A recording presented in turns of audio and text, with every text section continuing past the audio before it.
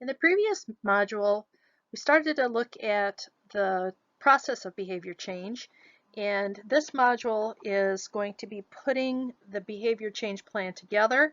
And so I'd like to finish up on the components of the behavior change program. One thing to consider is that whenever you decide to make a change, no matter what, it's important to recognize that there are barriers that are going to get in the way. And if you know what the barriers are, or you anticipate them, you can plan ahead. Barriers come in a wide range of blockades. And one of the biggest barriers is that a person might not believe that it's even possible to make that change. And also, I guess I could say, why bother, right? That's another thing. Why should I even bother? It's too far, too gone. And that is a real big barrier. There are common barriers that can be related to what you're thinking, how you feel, your emotional barriers. Physical barriers could come in the line of something like bodily, physically unable to do, or there's a geographic distance that would make it difficult to participate in that behavior change. Individuals will often say, I don't have enough money for all the stuff that it takes to do that behavior change.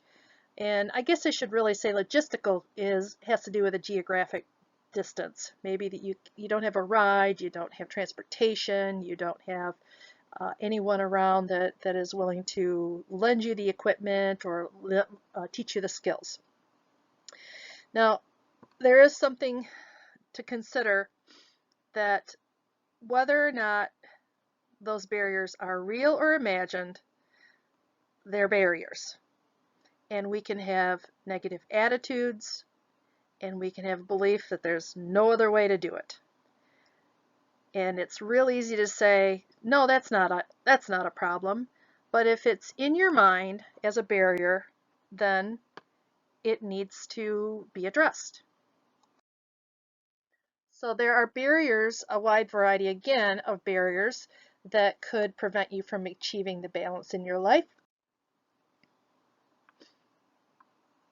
And just stop a moment and think about what those might be.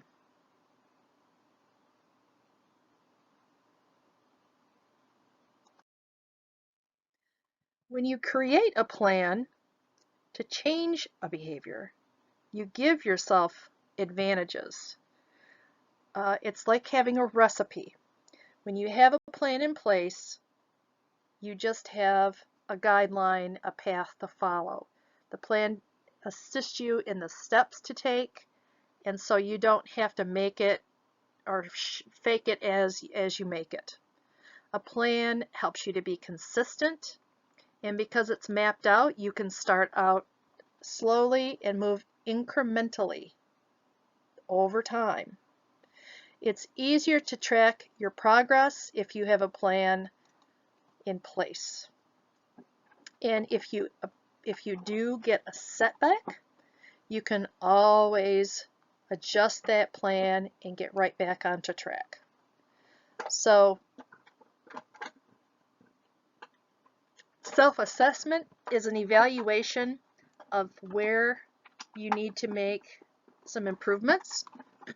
Sometimes you can take a wellness assessment, or you can just identify, I know this is something I want to do better at, and you'll set up your SMART goals, you'll make a strategy, and you'll track your project progress, and then throughout the semester we'll reflect on your progress and what we talk about in the next step and make adjustments.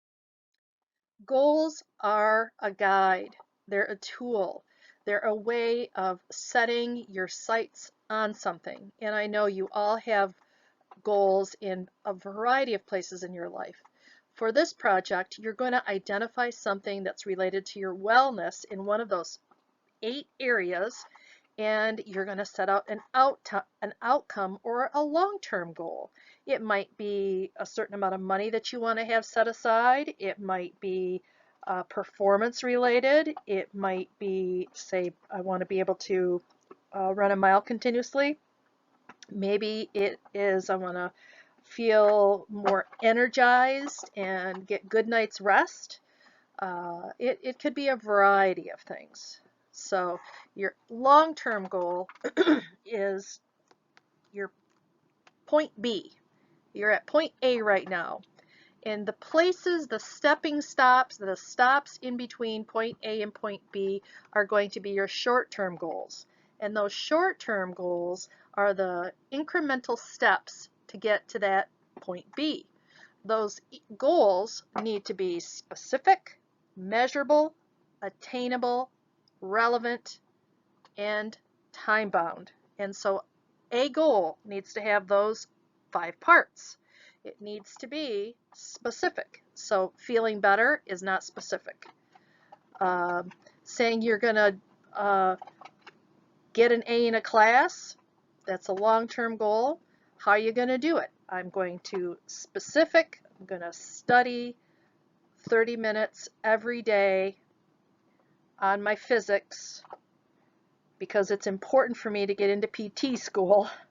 And I'm going to do this 30 minutes 4 times a week for the first week, 2 weeks. So you're setting some guides for being able to determine, did I or did I not reach my goal? So we're going to work on a behavior change project, which is going to include a wellness-related behavior goal written in SMART format. So this is an example of utilizing a behavior associated with, primarily this is the physical dimension, consistently drinking a specific amount of fluid or water 4 days a week by the end of the semester. Now this means that 4 out of 7 days there's going to be a 32-ounce bottle of, or 32-ounce volume of water that will be consumed 4 out of 7 days. Now I could say 32 ounces 7 days a week, but I'm trying to be realistic and attainable and focus on 4 days a week. Now this particular goal is specific, measurable, attainable, it means something to me, and it's timely, right? So we have a goal, an outcome goal. So my barriers, I know, not drinking enough water is a habit. I might reach for something else, and I tend to drink a lot of coffee. So I have a habit of drinking more coffee and not as much water. So that's a barrier for me if you don't automatically reach for it. I like water that's cold. If it gets warm, I don't want it.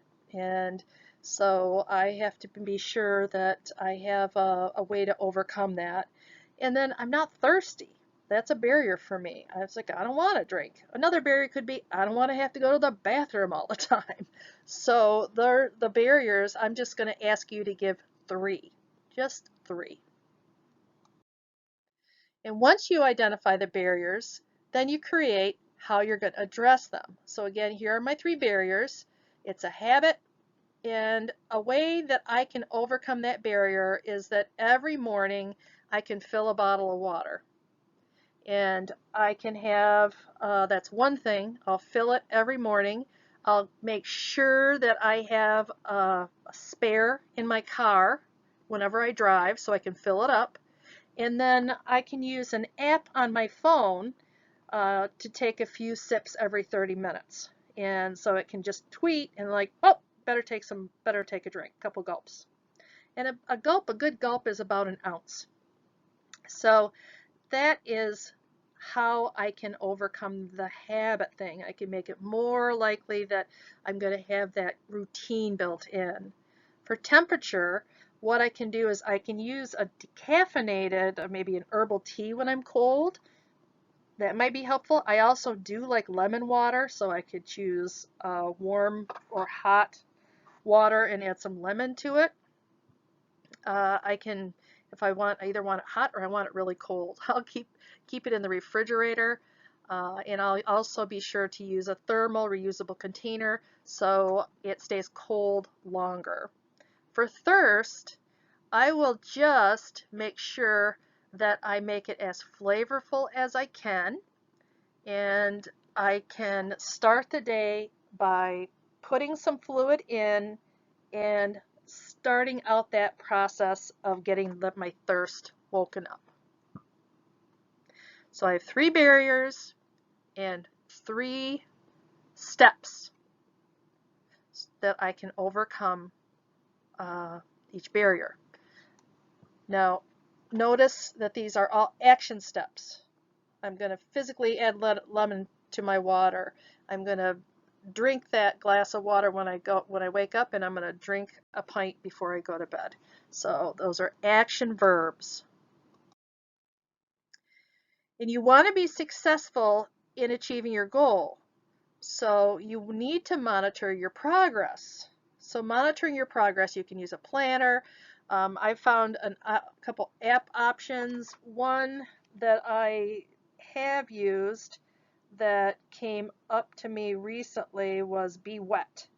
And Be Wet will make a water drop sound, and I record the volume that I drink throughout the day, and that's been really, really helpful.